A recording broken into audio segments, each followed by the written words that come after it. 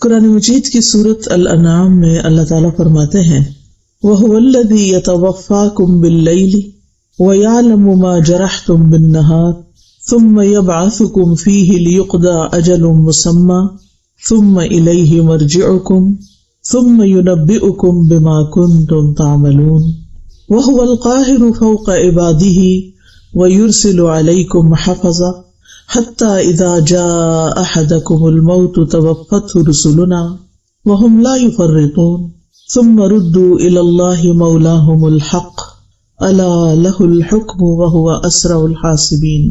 اور وہی ہے جو رات کو نیند میں تمہاری روح قبض کر لیتا ہے، اور وہ جانتا ہے جو تم دن کے وقت کمائی کرتے ہو، پھر وہ تمہیں اس دن میں اٹھاتا ہے تاکہ وقت مقرر پورا کیا جائے، پھر اسی کی طرف تمہارا لوٹنا ہے، پھر وہ تمہیں بتائے گا جو عمل تم کیا کرتے تھے، اور وہ اپنے بندوں پر غالب ہے، اور وہی تم پر نگہبان فرشتے بھیجتا ہے، یہاں تک کہ جب تم میں سے کسی ایک کو موت آتی ہے تو ہمارے بھیجے ہوئے اسے فوت کرتے اور وہ کوئی کوتاہی نہیں کرتے، پھر وہ اللہ کی طرف لوٹائے جاتے ہیں جو ان کا حقیقی مولا ہے، خبردار اسی کے لیے فیصلہ کرنے کا اختیار ہے اور وہ سب سے زیادہ جلد حساب لینے والا ہے۔ ان آیات میں آپ دیکھ رہے ہیں کہ اللہ سبحانہ وتعالیٰ نے پہلے ہر انسان کے سونے اور جاگنے کا ذکر کیا ہے، پھر مرنے اور پھر مر کر جینے کا ذکر ہے۔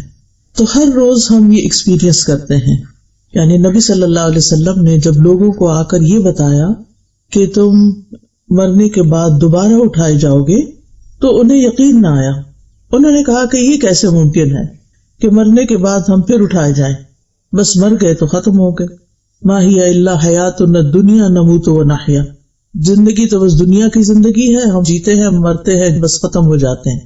تو ان لوگوں کا آخرت پر یقین نہیں تھا، تو ان کو سمجھایا گیا کس چیز سے؟ ہر روز کے سونے اور جاگنے کے عمل سے، کہ کس طرح انسان ہر روز رات کو سو جاتا ہے، اللہ تعالیٰ اس کی ایک روح قبض کرتے ہیں، پھر وہ صبح جاگ اٹھتا ہے۔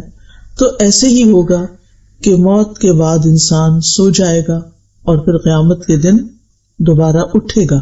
جیسے روزانہ سونے کے بعد اٹھنا کچھ مشکل کام نہیں، تو اللہ سبحانہ تعالیٰ کے لیے موت کے بعد کسی کو زندہ کرنا، دوبارہ جگانا، اٹھانا کچھ مشکل کام نہیں، اور یہ کام اللہ سبحانہ وتعالیٰ کے لیے بہت آسان ہے۔ اللہ سبحانہ وتعالیٰ روزانہ اسی طرح انسانوں کے ساتھ تصرف کرتے ہیں تاکہ وہ اپنی مقررہ مدت پوری کر لیں، یعنی جتنی زندگی ان کی لکھی ہوئی ہے اس دنیا میں، جتنا ان کو رہنا ہے اتنا وہ رہ جائیں، اور پھر جب ان کی مدت پوری ہو جاتی ہے، ان کا وقت ختم ہو جاتا ہے، تو فرشتے آ کر ان کی روح قبض کر لیتے ہیں، اور فرشتے اللہ تعالیٰ کا حکم ماننے میں کچھ بھی دیر نہیں کرتے، ذرا لمحے کے لیے بھی کوتاہی نہیں کرتے، اور جس وقت جس کی موت لکھی ہوتی ہے اس وقت اس کو دنیا سے لے جاتے ہیں، اور پھر اللہ سبحانہ تعالیٰ ہی کی طرف سب کی واپسی ہے۔ اسی لیے جب کوئی فوت ہو جاتا ہے تو ہم کیا کہتے ہیں؟ انا للہ وَإِنَّا إِلَيْهِ راجعون، کہ بے شک ہم بھی اللہ کے لیے ہیں اور ہم اسی کی طرف واپس جانے والے ہیں، ہم بھی لوٹ کے جانے والے ہیں، ہم بھی پلٹنے والے ہیں، جہاں سے آئے ہیں وہیں واپس جائیں گے، اور یہ واپسی یقینی ہے۔ تو یہاں پر جو آیت میں لفظ آیا ہے وَهُوَ الَّذِي يَتَوَفَّاكُم بِاللَّيْلِ، وہ جو تمہیں رات کے وقت فوت کر دیتا ہے۔ توفی کا مطلب ہوتا ہے کسی چیز کو پورا لے لینا، تو حقیقت میں اس کا اطلاق موت پر ہوتا ہے، لیکن مجازی معنوں میں نیند کے لیے بھی، کیونکہ نیند جو ہے وہ موت کی بہن ہے، نیند موت سے ملتی جلتی چیز ہے۔ تو اللہ سبحانہ تعالیٰ رات کو نیند کی حالت میں تمہاری جانوں کو لے لیتا ہے، یعنی انسان کے اندر سے ایک روح نکل جاتی ہے۔ اسی لیے آپ دیکھیں کہ بعض اوقات جو خواب ہم دیکھتے ہیں اس میں ہم کسی دوسرے ملک میں ہوتے ہیں، مرے ہوئے انسانوں سے ملاقات کر رہے ہوتے ہیں، بعض اوقات کوئی ہمیں میسج دے رہا ہوتا ہے جو مر چکا ہوتا ہے۔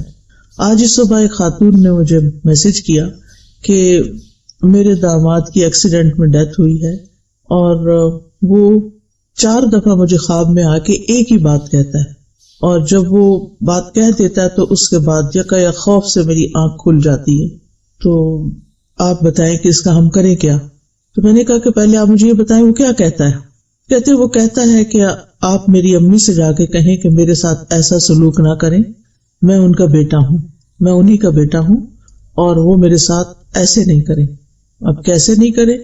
تو میں نے کہا کہ اس سے تو یہی اشارہ ملتا ہے کہ ماں کسی بات پر اس سے خفا تھی جب وہ فوت ہوا ہے، ناراض تھی، اور شاید اس ناراضگی کا کچھ اثر ابھی تک دل میں باقی ہے.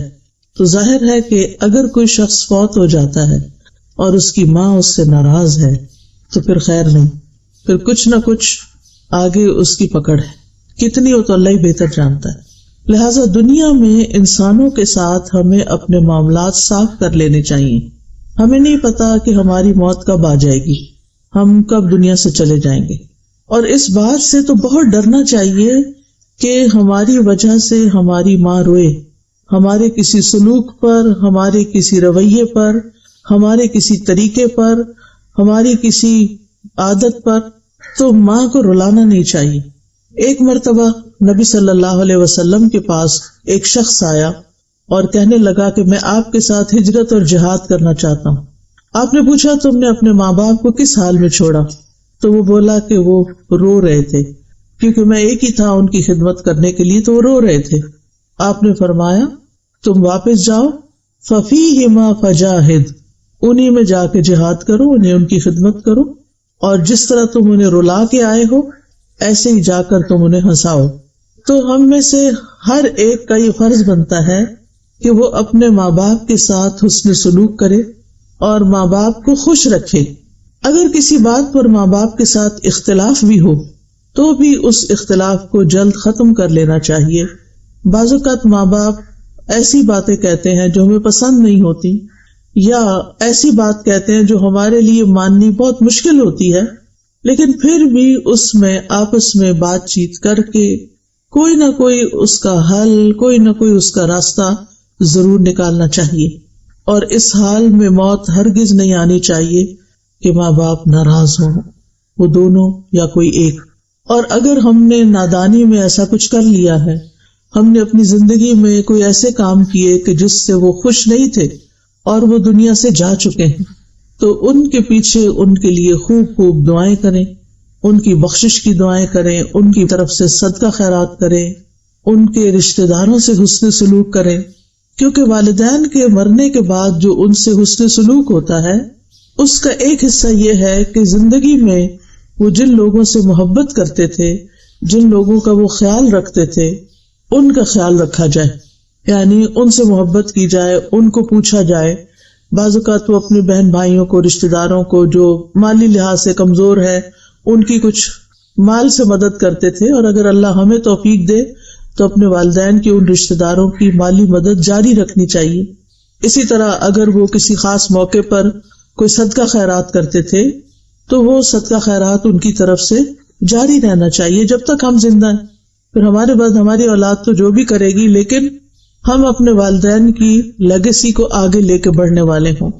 حضرت عمر رضی اللہ عنہ کے ایک بیٹے تھے عبداللہ بن عمر، جو نبی صلی اللہ علیہ وسلم کی ہر معاملے میں بہت اتباع کیا کرتے تھے، بہت پیروی کرتے تھے. تو ایک بار وہ حج پہ جا رہے تھے.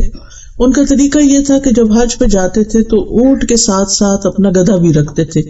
آپ کو معلوم ہے کہ اونٹ کی سواری تھکا دینے والی ہوتی ہے، اور جب وہ اونٹ پر بیٹھے بیٹھے تھک جاتے تھے تو پھر گدھے کو سواری کے لیے استعمال کرتے تھے. اور راستے میں چونکہ مٹی گرد بہت ہوتی تھی تو وہ اپنے سر پہ پگڑی پہنتے تھے. اب وہ جا رہے تھے تو راستے میں ایک بدو ملا، تو اس سے ملاقات کی تو پتہ چلا کہ یہ حضرت عمر کے دوست کا بیٹا ہے. تو انہوں نے اپنا گدھا بھی اور اپنی پگڑی دونوں ان کو دے دی. تو حضرت عبداللہ بن عمر کے ساتھی کہنے لگے کہ آپ نے تو دونوں چیزیں اس کے حوالے کر دی، آپ کا سفر کیسے گزرے گا؟ تو کہنے لگے کہ یہ میرے والد عمر کے دوست کا بیٹا تھا، تو مجھے خیال آیا کہ میں اس کے ساتھ حسن سلوک کروں، کیونکہ اس کا باپ میرے باپ کا دوست تھا. تو ہمارا دین کہاں تک ہمیں خیر خواہی اور خیال رکھنے اور رشتوں کو نبھانے اور تعلقات کو نبھانے کا حکم دیتا ہے. اور یہ صحابہ کرام تھے جن کے دلوں میں دنیا کی محبت نہیں تھی، اپنے لیے کم ہی کچھ بچا کے رکھتے تھے، دینے والے تھے. اور عربوں کے دل تو ویسے بھی بڑے وسیع ہوتے ہیں، اور ایک قدرتی بھی ان کے اندر دینے کا مزاج پایا جاتا ہے، لیکن اسلام نے آ کر اس دینے کے مزاج کو اور خوبصورت بنا دیا اور اللہ کی خاطر کرنے والا بنا دیا، جس کا پھر اجر ہی اجر ہے۔ تو بات میں یہ کر رہی تھی کہ بعض اوقات نیند کے وقت انسان خواب میں ایسی ایسی جگہوں پر پہنچ جاتا ہے، حالانکہ فزیکلی وہ بستر پر ہوتا ہے، تو وہ دراصل اس کی روح ہوتی ہے، اور وہ روح سے ملاقات کر سکتی ہے، یعنی گھوم پھر کے، اور پچھلے فوت شدہ لوگوں سے یا زندہ لوگوں سے یا کچھ بھی۔ تو یہ اللہ تعالیٰ کا ایک ایسا نظام ہے، اللہ تعالیٰ کی قدرت کا ایک ایسا مظہر ہے جسے ہم سب ایکسپیرینس کرتے ہیں، اور اس سے پتہ چلتا ہے کہ اللہ سبحانہ تعالیٰ وہ کام کرتا ہے جو بندے نہیں کر سکتے۔ یعنی اللہ تعالیٰ اگر روح لے جائے اور واپس نہ کرے تو کوئی بندہ اس روح کو ڈال نہیں سکتا، اور اگر اللہ تعالیٰ کسی کو بچانا چاہے تو کوئی کسی کو مار نہیں سکتا، وہ اس کی حفاظت کے لیے کوئی بھی رستہ نکال دے گا۔ لہٰذا ہماری زندگیوں میں بہت سی ایسی چیزیں ہو جاتی ہیں جن کے بعد ایک سوالیہ نشان رہ جاتا ہے کہ ایسا کیوں ہوا۔ تو بات یہ ہے کہ یہ تقدیر کا ایک حصہ تھا، اللہ کا فیصلہ تھا جو پورا ہو گیا۔ اس کے پیچھے کیا حکمت تھی، کیا بہتری تھی، بعض اوقات ہمیں سمجھ میں نہیں آتا، لیکن اللہ سبحانہ وتعالی ہر چیز کا علم رکھتا ہے۔ قد احاط اللہ بکل شیء علما، اللہ تعالیٰ نے اپنے علم کے ساتھ ہر چیز کا احاطہ کر رکھا ہے، ماضی، حال، مستقبل سب جانتا ہے، کس انسان کے فائدے میں کیا چیز ہے اور نقصان میں کیا چیز ہے، کس کی موت جلدی آنی چاہیے اور کس کی موت تاخیر سے ہونی چاہیے، اس کا علم اللہ تعالیٰ کو زیادہ ہے۔ لہٰذا کبھی بھی انسان کو اللہ کے فیصلوں پر ناراض نہیں ہونا چاہیے، بلکہ اللہ تعالیٰ کے فیصلوں کو خوش دلی سے قبول کرنا چاہیے کہ رضیت باللہ ربا، میں اللہ کے رب ہونے پہ راضی ہوں، وہی پیدا کرتا ہے، وہی موت دیتا ہے، وہی رزق دیتا ہے، وہی امتحان لیتا ہے، سب کچھ اسی کے قبضہ قدرت میں ہے۔ پھر اس آیت میں فرمایا وَيَعْلَمُ مَا جَرَحْتُمْ بِالنَّهَارِ، اور وہ جانتا ہے جو تم دن میں مختلف کام کرتے رہتے ہو۔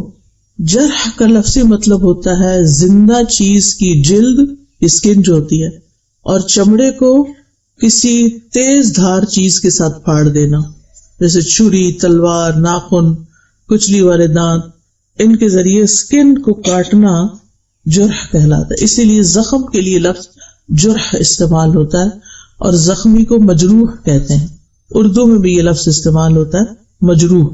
تو یہاں مراد اس سے ما جرحتم کا مطلب یہ نہیں کہ جو تم چیرتے پھاڑتے ہو، بلکہ مطلب یہ ہے کہ جو کام تم اپنے ہاتھ سے یا زبان سے کرتے جاتے ہو، یعنی بعض اوقات انسان کے ہاتھ بھی دوسروں کو تکلیف دیتے ہیں، اور بعض اوقات زبان تو مجروح زخمی کر ہی دیتی ہے دوسروں کو، یعنی جس قسم کے بھی تم کام کرتے ہو وہ سارے اللہ کے علم میں ہیں۔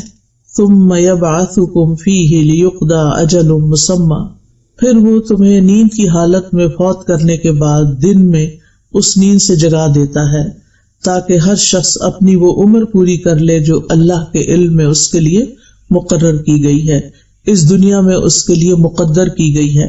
تو اللہ سبحانہ تعالیٰ نے انسانوں کی تقدیر زمین آسمان کی پیدائش سے بھی 50,000 سال پہلے لکھی۔ یہ اس کا علم تھا کہ وہ کیا پیدا کرنے والا ہے، اس کو پہلے سے پتا تھا، اور وہ پیدا ہونے کے بعد کیا کرے گا، یعنی کون سی چیز کیسی ہوگی، یہ بھی اس کے علم میں تھا۔ ایک پتا بھی گرتا ہے تو وہ اللہ کے علم میں ہوتا ہے۔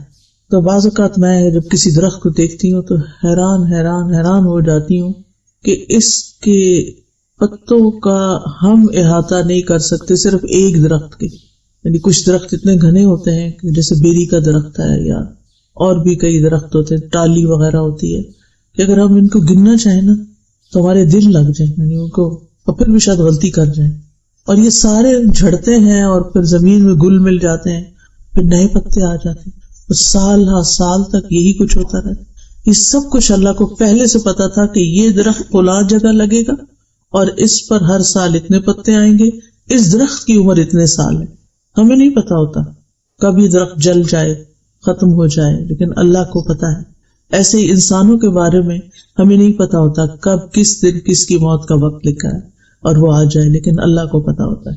تو یہ اللہ تعالیٰ کا علم ہے، اور یہاں سے یہ بات بھی پتہ چلتی ہے کہ موت کا وقت مقرر ہے، وہ آگے پیچھے نہیں کیا جا سکتا۔ ہاں یہ ضرور ہو سکتا ہے کہ کچھ اعمال جو ہیں انسان کی زندگی میں برکت پیدا کرتے ہیں اور تھوڑے وقت میں انسان بہت کچھ کر کے چلا جاتا ہے اس دنیا سے، لیکن یہ بات یاد رکھنی چاہیے، نمبر ایک یہ کہ ہم یہاں ہمیشہ رہ نہیں سکتے اس دنیا میں، ہمیں یہاں سے جانا ہی جانا ہے، یعنی ہم میں سے ہر ایک پر موت آنی ہے۔ اور دوسری بات یہ ہے کہ موت کے بعد اللہ کے پاس جانا ہے، اللہ کو منہ دکھانا ہے۔ ثم الیہ مرجعکم، یعنی تمہارا اس دنیا میں اپنی زندگی کے پورا ہو جانے کے بعد اکیلے اللہ کی طرف لوٹ جانا ہے۔ ٹھیک ہے، لوٹ جانا ہے، پھر کیا ہوگا؟ ثم ینبئکم، پھر وہ تمہیں بتائے گا بما کنتم تعملون، جو کچھ تم کرتے رہے۔ ہم میں سے ہر ایک کو سوچنا چاہیے وہ کیا کر رہا ہے اپنی زندگی کے ساتھ، کیا وہ جو کچھ کر رہا ہے وہ اللہ تعالیٰ کی پسند کے مطابق ہے یا اللہ تعالیٰ کی ناراضگی کے مطابق۔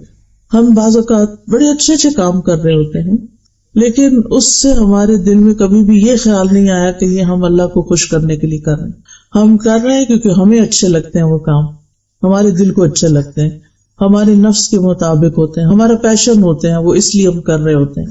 لیکن ہم میں سے ہر ایک کو سوچنا چاہیے کہ جو کچھ بھی وہ کر رہا ہے وہ کس کے لیے کر رہا ہے اور اس کا بدلہ وہ کس سے چاہتا ہے۔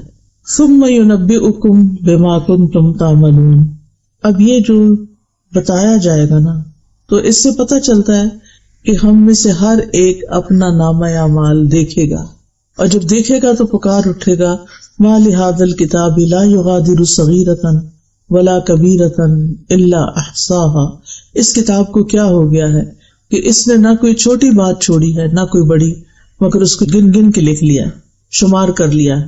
مثلاً اگر ایک انسان کو جھوٹ بولنے کی عادت ہے اور وہ زندگی میں 1000 جھوٹ بولتا ہے تو صرف جھوٹ نہیں لکھے ہوں گے بلکہ جھوٹوں کی تعداد بھی لکھی ہوئی ہوگی، کتنے 1000 جھوٹ بولے اس شخص نے۔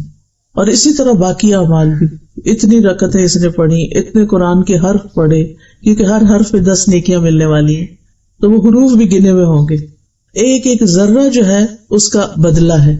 قرآن مجید میں آتا ہے ان اللہ لا یظلم مثقال ذرۃ وان تک حسنۃ یضاعفها ویؤت من لدنہ اجرا عظیما، اللہ کسی جان پر ایک ذرے جتنا بھی ظلم نہیں کرتا، ایک ڈاٹ جتنا بھی، ڈاٹ بھی بڑا ہوتا ہے، ذرہ اس سے بھی چھوٹا ہوتا ہے، اور اگر وہ ذرہ نیکی کا ہو تو اس کو وہ کئی گنا زیادہ بڑھا دیتا ہے، ملٹی پلائی کر دیتا ہے، اور اپنے پاس سے اجر عظیم عطا کرتا ہے۔ یہ ہے ہمارا رب اللہ الرحمن، کہ جو ہماری نیکیوں کی اس قدر قدردانی کرتا ہے کہ بڑے اعمال تو اپنی جگہ، لیکن چھوٹا سا عمل بھی وہ قبول کرتا ہے، وہ چھوٹے سے عمل سے بھی راضی ہو جاتا ہے، اور اگر خلوص کا ذرے جتنا عمل بھی ہو تو اس کو بھی اللہ سبحانہ وتعالی بہترین اجر سے نوازے گا۔ وَيُؤْتِ مِن لَّدُنْهُ أَجْرًا عَظِيمًا، یعنی اللہ کے پاس تو بہت کچھ ہے، اس کے خزانے تو بہت وسیع ہیں، لہٰذا وہ اپنے پاس سے انسان کو اجر عظیم عطا کرے گا۔ یہ اللہ کا فضل ہے، یہ اللہ کی رحمت ہے۔ حلال کمائی میں سے ایک لقمہ جو انسان اللہ کے راستے میں خرچ کرتا ہے، اللہ سبحانہ وتعالیٰ اس کو اپنے دائیں ہاتھ سے قبول کرتا ہے، دائیں ہاتھ میں لیتا ہے، پھر اس کو بڑھاتا ہے، بڑھاتا ہے، بڑھاتا ہے، حتیٰ کہ ایک لقمہ احد پہاڑ جتنا بڑا ہو جاتا ہے۔ آپ میں سے کسی نے احد پہاڑ دیکھا ہوگا، تقریباً 12 میل تک اس کی رینج ہے، اور بہت ہیوی قسم کا پہاڑ ہے، بھاری قسم کا۔ صرف ایک مورسل، ایک لقمہ جو آپ کسی کو کھلا دیتے ہیں، بس شرط یہ ہے کہ اللہ کی خاطر کھلائے، اور شرط یہ ہے کہ حلال کمائی میں سے ہو، کیونکہ ان اللہ طیب لا يقبل الا الطیب، اللہ تعالیٰ پاک ہے اور وہ پاک چیز کے علاوہ قبول ہی نہیں کرتا، یعنی حرام مال کو وہ قبول نہیں کرتا، مشکوک مال کو وہ قبول نہیں کرتا، پاکیزہ مال ہی کو قبول کرتا ہے، جو انسان محنت سے کماتا ہے اور پھر محنت سے اپنے دل لگا کے اس کو خرچ کرتا ہے، اپنے دل کی خوشی سے اس کو آگے دیتا ہے، اور پھر صحیفوں میں تو ایک ایک چیز لکھی ہوئی ہے جسے کوئی مٹا نہیں سکتا، اور ہر چھوٹی بڑی بات، کلو کبیر و صغیر مستطر، ہر چھوٹی سے چھوٹی چیز اور بڑی سے بڑی چیز سطروں میں لکھی ہوئی، مستطر، سطر کہتے ہیں نا لائن کو، یعنی تحریر شدہ ہے، ریکارڈڈ ہے، لکھی ہوئی ہے۔ اللہ تعالیٰ فرماتے ہیں سورۃ المجادلہ میں احصاہ اللہ ونسوہ، اللہ نے انہیں گن گن کر رکھا ہے جبکہ وہ اسے بھول چکے. انسان اپنے اعمال کر کے بھول جاتا ہے، زبان سے باتیں نکال کے بھول جاتا ہے، اپنے رویوں کو فراموش کر دیتا ہے، لیکن اللہ سبحانہ وتعالیٰ اس کو نہیں بھولتا. وَهُوَ الْقَاهِرُ فَوْقَ عِبَادِهِ، اور وہ اپنے بندوں کے اوپر غالب ہے، قاہر ہے. امام راضی کہتے ہیں اس قہر کے کئی معنی ہیں. ایک معنی ہے کہ اللہ تعالیٰ اس طرح غالب ہے کہ ایک چیز کو عدم سے وجود میں لے آتا ہے، یعنی he makes something out of nothing. تو عدم سے وجود میں لانے والا صرف وہ ہے. ہم انسان جو کچھ بناتے ہیں وہ اللہ کے بنائے ہوئے چیزوں کو مولڈ کرتے رہتے ہیں، اسی کو ڈھالتے ہیں، مختلف شکلوں میں ان کو بنا لیتے ہیں، اپنے پاس سے کچھ نہیں کر سکتے کہ کوئی چیز سرے سے ہے ہی نہیں اور ہم اس کو ایجاد کر لیں.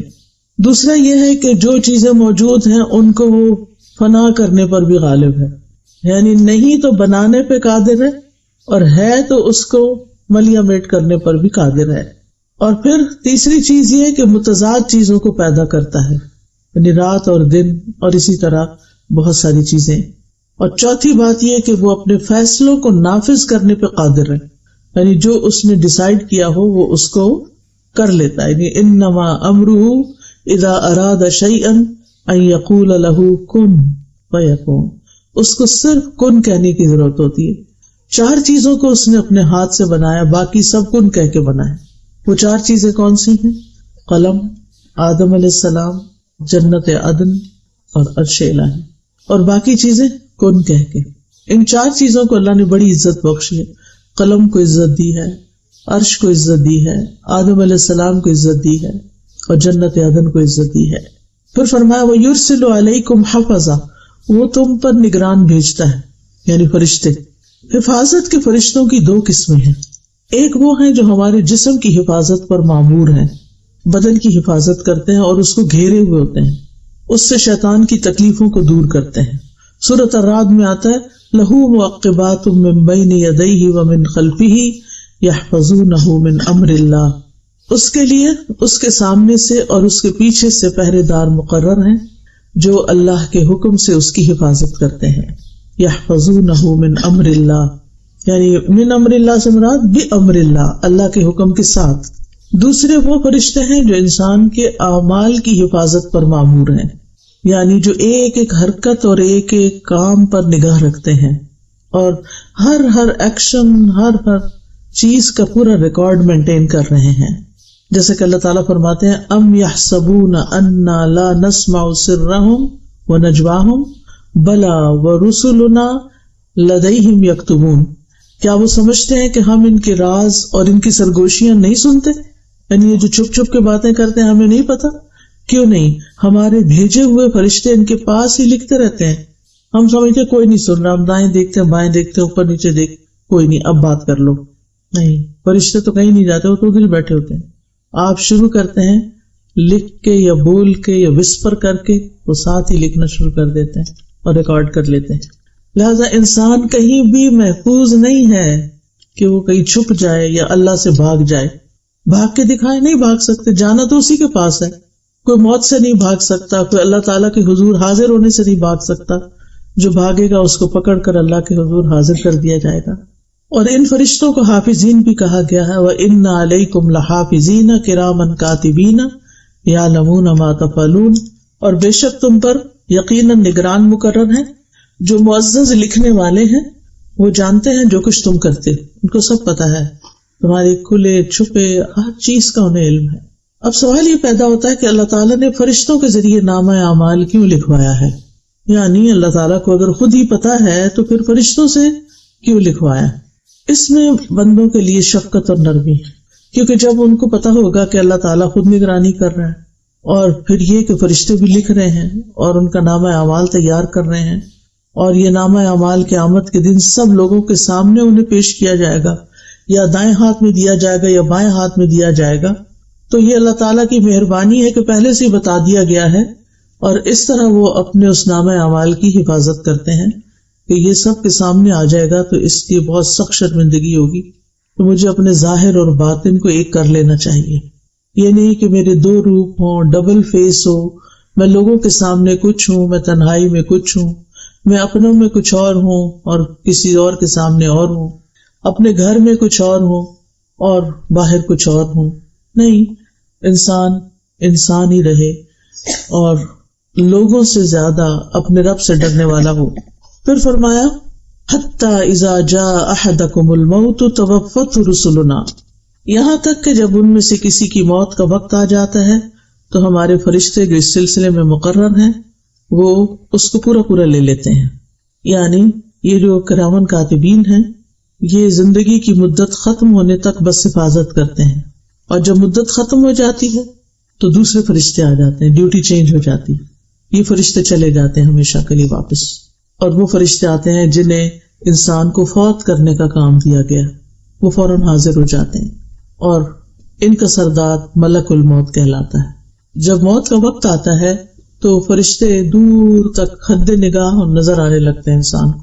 آپ نے دیکھا ہوگا کہ کئی مریض یہ بھی کہتے ہیں کہ بہت لوگ آ گئے ہیں، جگہ بناؤ، کھڑکی کھول دو، دروازہ کھول دو، پیچھے ہٹ جاؤ، جگہ بناؤ. یہ اکثر سننے کو ملتا ہے، یعنی مرنے والا اس طرح کی باتیں کر رہا ہوتا ہے. تو مومن کی روح جو فرشتے لینے آتے ہیں تو حد نگاہ تک فرشتے، اور وہ نورانی چہروں والے ہوتے ہیں، خوبصورت فرشتے ہوتے ہیں، جس کی وجہ سے میت کو ایک اطمینان ہو جاتا ہے. پھر ملک الموت آتے ہیں اور وہ فرشتوں کے سردار ہیں جو موت کا کام کرتے ہیں، اور وہ اس کے سرہانے کے پاس بیٹھ جاتے ہیں اور کہتے ہیں یا ایتھا النفس المطمئنہ ارجعی الی ربک راضیۃ مرضیہ فادخلی فی عبادی وادخلی جنتی ایھا الروح الطیب اخرجی من جسد طیب. اے پاک روح، پاکیزہ جسم سے باہر آ جاؤ. اور وہ روح ان کے کہنے پر ایسے باہر آ جاتی ہے جیسے پانی کا قطرہ کسی بوتل میں سے باہر نکل جائے آسانی کے ساتھ، کیونکہ اس کو رب کی ملاقات کی بشارت مل چکی ہوتی ہے کہ رب راضی ہے تم سے. تو وہ خوش ہو جاتی ہے کہ اب آگے مشکل نہیں ہے، اب جانا چاہیے. پھر اس کو دنیا سے زیادہ آخرت کی محبت لگ جاتی ہے. تو ایسے بندے سے اللہ تعالیٰ بھی ملنا چاہتا ہے جو اللہ کی ملاقات کی خواہش رکھتا ہو. ابن عباس کہتے ہیں کہ بہت سے فرشتے ملک الموت کے معاون ہیں، لہٰذا جو ہی روح نکلتی ہے تو ملک الموت روح نکال کے لے کے فوراً فرشتوں کے حوالے کر دیتے ہیں. پھر وہ جو نیک شخص ہوتا ہے اس کے لیے جنت سے کفن آتا ہے، روح کے لیے الگ کفن ہوتا ہے، اور جنت کی خوشبو حنوت بھی لاتے ہیں، اس کا نام حنوت ہے، حانون واو. تو وہ اس خوشبودار کفن میں اس کی روح لپیٹتے ہیں اور اس کو لے جاتے ہیں فوراً. یعنی فرشتے اس کو لے کے آگے چل پڑتے، آسمانوں کی طرف جاتے ہیں. جہاں جہاں سے فرشتے گزرتے ہیں اس روح کو لے کر، تو فرشتوں کا کوئی بھی گروہ جو راستے میں نظر آتا ہے وہ پوچھتا ہے کہ یہ کون پاکیزہ روح ہے. یعنی اس کی خوشبو کی وجہ سے اور اس کے احترام کی وجہ سے تو پتہ چلتا ہے کہ یہ تو فلاں جو دنیا میں اس کا سب سے اچھا نام تھا، عزت سے جس نام سے اس کو بلایا جاتا تھا اس نام کے ساتھ بتایا جاتا ہے کہ فلاں کی روح جا رہی. حتیٰ کہ وہ پہلے آسمان تک پہنچتی ہے، پھر وہ دروازہ کھٹکھٹاتے ہیں، پھر وہ پوچھتے ہیں کہ کون ہے، تو بتایا جاتا ہے کہ فلاں کی روح ہے. پھر اس دروازہ کھول دیا جاتا ہے اور کرتے کرتے اس طرح 7ویں آسمان پہ پہنچ جاتی ہے، علیین میں، اعلیٰ علیین میں پہنچ جاتی. تو بہرحال دنیا میں جسم کو نہلایا دھلایا جاتا ہے اور پھر قبر میں لٹایا جاتا ہے، اور پھر اس کی روح واپس آتی ہے اس کے جسم میں، اور پھر حساب کتاب ہوتا ہے. وَهُمْ لَا يُفَرِّطُونَ، اور وہ روح نکالنے میں کوئی کمی نہیں کرتے، یعنی وقت مقرر سے پہلے نہیں جاتے اور موت کا وقت پورا ہونے کے بعد تاخیر نہیں کرتے. یعنی اپنی ڈیوٹی پرفیکٹلی انجام دیتے ہیں، کوئی کوتاہی نہیں کرتے، نہ پہلے جاتے نہ لیٹ جاتے، این ٹائم پر. اور پھر یہ بھی مانا کیا گیا ہے کہ روح کو اس کے مقام تک پہنچانے میں کوئی کمی نہیں کرتے. اگر وہ اعلیٰ علیین سے تعلق رکھتا ہے تو وہاں لے جاتے ہیں اس کو، اور اگر کوئی برا انسان ہے، بدکار انسان ہے، تو اس کو سجین میں بھی لے جاتے ہیں، کیونکہ آسمان کے دروازے ایسے لوگوں کے لیے کھلتے ہی نہیں، اور ان کو پٹخا مارا جاتا ہے اور سجین میں ان کی روح جاتی ہے. اور سجین ایک قید خانہ ہے. سجین کے بارے میں عام طور پر لوگوں کے اندر غلط فہمی پائی جاتی ہے. اس میں ہم دیکھتے ہیں کہ علماء جو ہیں سجین کے 2 معنی کرتے ہیں. ایک تو وہ جو قرآن مجید میں آتا ہے کلا ان کتاب الابرار لفی علیین، اور پھر اسی طرح لفی سجین جو برے لوگوں کا نام اعمال ہے. اس کا معنی کیا ہے کہ فجار کے برعکس نیک لوگوں کی کتاب یا نامہ اعمال جو ہے وہ علیین میں رکھا جاتا ہے. قال الاعمش عن شمر بن عطیہ عن ہلال بن یساف قال سأل ابن عباس کعبا، ابن عباس نے کعب رضی اللہ عنہ سے سوال کیا، وَأَنَا حاضر، اور میں اس وقت وہاں خود موجود تھا، ان سجین، سجین کے بارے میں. قال هي الارض السابعة، کہ یہ 7ویں زمین ہے، وفيها ارواح الكفار، اور اس میں کفار کی روحیں ہوتی ہیں. وسأله عن علیین، اور ان سے علیین کے بارے میں بھی پوچھا. فقال هي السماء السابعة، تو انہوں نے کہا کہ یہ 7واں آسمان ہے. وفيها ارواح المؤمنین، اور اس میں مومنوں کی روحیں ہیں. وهكذا قال غیر واحد ان السماء سابعہ، کہ وہ 7ویں آسمان میں ہے. یعنی علیین کہاں ہے؟ 7ویں آسمان میں. اور وہاں علیین ایک طرح سے سمجھے جنتی ہے. اب وہاں پر پہنچ کر ثم ردوا الی اللہ مولاہم الحق، پھر وہ اپنے حقیقی مولا، سچے مولا، اصل مولا یعنی اللہ سبحانہ وتعالیٰ کی طرف لوٹا دیے جاتے ہیں. کیوں؟ تاکہ ان کا حساب لیا جائے، تاکہ وہ قیامت کے دن جزا سزا پا سکیں. مولا جو ہے اس کا معنی ہوتا ہے جو لوگوں کے سارے امور اور معاملات کا ذمہ دار ہوتا ہے، یعنی جو گھر والوں کو ان کے کاموں میں اسسٹ کر رہا ہوتا ہے. تو حقیقی مولا جو ہے وہ اللہ سبحانہ وتعالیٰ ہی ہے. الا لہ الحکم وہو اسرع الحاسبین، خبردار حکم اسی کے لیے ہے اور وہ سب سے جلد حساب لینے والا ہے. یعنی ساری مخلوق کو یک بارگی اٹھا کے سب سے اکٹھا حساب بھی لے سکتا ہے، اس کے لیے کچھ مشکل نہیں. تو ان آیات سے یہ پتہ چلتا ہے کہ اللہ تعالیٰ اپنی تمام مخلوقات کی حرکات و سکنات کا احاطہ کیے ہوئے ہے. پھر یہ کہ سونا اور جاگنا اللہ کی بنائی ہوئی آخرت کی یاد دلاتا ہے، اور یہ یاد آنی چاہیے. پھر یہ کہ ہمیں موت کی تیاری کرنی چاہیے، موت کو یاد رکھنا چاہیے. ہر نماز میں اپنی موت کو یاد رکھیں، اس سے نماز میں خشوع و خضوع آئے گا. پھر موت کی حقیقت پہچاننے کے لیے دوسری مصیبتیں ہلکی ہو جاتی ہیں، اور کسی کی موت کی خبر سن کے اپنی موت کے بارے میں ضرور سوچیں. یہ نہ سوچے کہ ہمارا تو اس سے تعلق کوئی نہیں، وہ تو دوسرا خاندان ہے اور اس کو کووڈ-19 کی ویکسین سوٹ نہیں کی، لہٰذا اس پر تو یہ مسئلہ ہو گیا اور ایسے فوت ہو گیا، تو ہماری تو ابھی نہیں باری. نہیں، کسی کو نہیں پتا کون لائن کے کس نمبر پر ہے. اور پھر یہ ہے کہ موت کو ناپسند نہیں کرنا چاہیے، بلکہ اچھے کام کرنا چاہیے، تاکہ موت کے وقت جو ہماری زندگی ہے وہ خوبصورت ہو. کیونکہ ہر ایک نے مرنا ہے، موت کا فرشتہ بھی مقرر ہے، موت سے فرار ممکن نہیں، موت سے کوئی بھی بچنے والا نہیں. یعنی کوئی یہ نہیں کہہ سکتا کہ میں بچ جاؤں گا، بلا میں نے دوائی ایجاد کر لی اور وہ کھا لوں گا اور کبھی موت نہیں آئے گی مجھ پر، ایسا نہیں ہو سکتا. پھر یہ کہ موت کا وقت اور جگہ بھی مقرر ہے. پھر یہ بھی یاد رکھنا چاہیے کہ موت کی سختیاں بھی ہیں. کلا اذا بلغت التراقی وقیل من راق وظن انہ الفراق والتفت الساق بالساق. ہرگز نہیں، وہ وقت یاد کرو جب جان ہنسلیوں تک پہنچ جائے گی اور کہا جائے گا ہے کوئی دم کرنے والا، دم جھاڑ کرنے والا، اور وہ یقین کر لے گا کہ یقیناً جدائی کا وقت آ گیا ہے، پنڈلی پنڈلی کے ساتھ لپٹ جائے گی، اس دن تیرے رب ہی کی طرف روانگی کا وقت ہے. انبیاء علیہ السلام کو بھی موت کی شدت محسوس ہوئی تھی. اب یہ ہے کہ اگر کوئی اپنے قریبی لوگوں میں سے فوت ہو جائے تو کیا کرنا چاہیے؟ خبر سنتے ہی پہلے الفاظ انا للہ و انا الیہ راجعون پڑھنے چاہیے. پھر اس شخص کے لیے دعا کرنی چاہیے، لواحقین کے لیے دعا کرنی چاہیے، زبان سے رب کو راضی کرنے والے کلمات ہی کہنے چاہیے. یعنی ایسی باتیں نہیں کرنی چاہیے کہ جس سے اللہ تعالیٰ ناراض ہو. اللہ کی ناراضگی کے جملے نہیں بولتے. اللہ سبحانہ تعالیٰ کی تعریف کرنی چاہیے، صبر کرنا چاہیے. حدیث میں آتا ہے کہ صدمے کی پہلی چوٹ پر صبر کرنا، یعنی اصل صبر کیا ہے؟ جب چوٹ لگے تو اس وقت صبر کرے انسان. یہ نہیں کہ پہلے رونا دھونا مچا لے، چیخ چلا لے، پھر بعد میں کہ میں نے اب صبر کر لیا. وہ تو سب کو ہی آ جاتا ہے. یہ یاد رکھنا چاہیے کہ صبر کرنے سے اجر مل جائے گا. انما یوفی الصابرون اجرہم بغیر حساب. اور بے صبری کرنے سے کچھ بھی نہیں ملے گا، بلکہ اگر بے صبری میں اللہ تعالیٰ کی ناراضگی کے کلمات منہ سے نکل گئے تو الٹا شامت آ جائے گی. پھر یہ کہ ایک دوسرے کو صبر کی تلقین کرنی چاہیے. غم کے موقع پہ جزا فضا نہیں کرنی چاہیے. نوحہ نہیں کرنا چاہیے. پھر میت کے پاس خیر والے کلمات بولیں، اس کی خوبیوں کا ذکر کریں، اس کی اچھی صفات کا ذکر کریں، کیونکہ وہ اس کے حق میں لکھے جاتے ہیں، اور اگر اس کے بارے میں بری باتیں کی جائے تو وہ بھی لکھی جاتی ہیں جن پر اس کو سزا ہو سکتی ہے. پھر جلد کفنانے دفنانے کا انتظام کرنا چاہیے.